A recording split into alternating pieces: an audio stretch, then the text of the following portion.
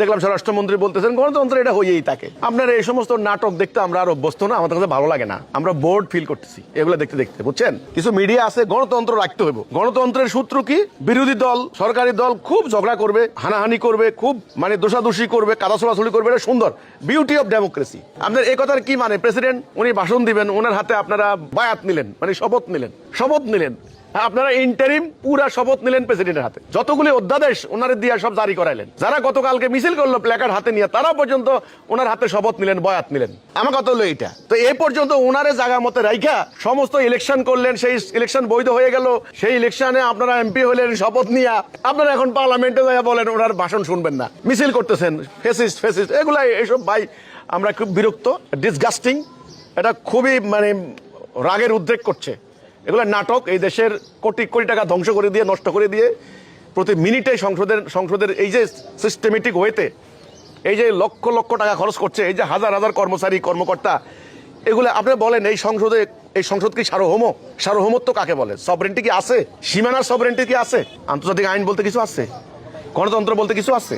Democracy যদি হয়ে থাকে তাহলে জাতিসংঘের অনুমোদন নিছে ডোনাল্ড ট্রাম্প? জাতিসংঘ কিছুই। তাহলে আপনার এখন শক্তিমান রাষ্ট্রগুলি যে আইন রচনা করে এটাই আইন। তারা আমার সার্বভৌমত্ব বলতে কিছু নাই, রাষ্ট্রের প্রেসিডেন্ট ধরে নিয়ে যায়। কাজে এখানে সীমানা যে সার্বভৌমত্বের একটা বিরাট ফ্যাক্টর, এটারও কোনো মূল্য নাই। তা আমাদের এই বর্তমান সংসদ কি সার্বভৌম? তারা কি ওদের বিরুদ্ধে সিদ্ধান্ত নিতে পারবে না। কাজে ভাই এর ধরনের ওয়াকআউট, এই সংসদ অধিবেশন লক্ষ লক্ষ টাকা খরচ হচ্ছে, অনর্থক সাবজেক্ট নিয়ে দেখবেন সময় নষ্ট করবে।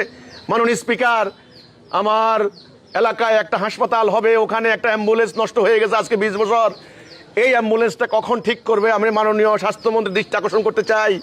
এবার মাননীয় স্পিকার বলবেন মাননীয় মন্ত্রী, এবার মাননীয় মন্ত্রী বলবেন মাননীয় স্পিকার, মাননীয় সংসদ সদস্যদের ওনার ইয়েতে একটা অ্যাম্বুলেন্স ঠিক করার জন্য আমরা একটা সংসদীয় কমিটি গঠন করেছি, এটা নিয়ে সিদ্ধান্ত হয়েছে আসলে একটা অ্যাম্বুলেন্স ঠিক করা।